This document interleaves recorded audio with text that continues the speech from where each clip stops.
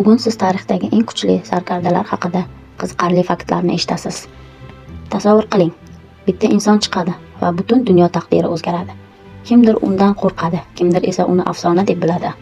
Amir Temur, u shunchalik kuchli ediki, deyarli hech qachon katta jangda yutqazmagan va Samarqandni dunyoning markaziga aylantirgan.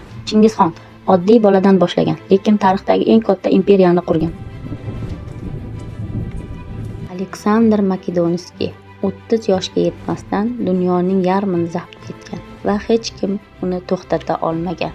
Napoleon Bonaparte tashqi ko'rinishi oddiy, lekin strategiyasi dahshatli kuchli edi. U butun Yevropani tiz cho'ktira olgan.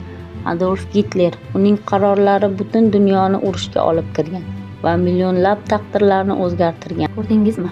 Tarix oddiy insonlar haqida emas, bu dunyoni o'zgartirganlar haqida. Lekin savol bitta: ular qahramonmi yoki xavfli insonlarmi? Agar sizga shunaqa faktlar yoqsa, kuzatishni davom eting. E'tiboringiz uchun rahmat.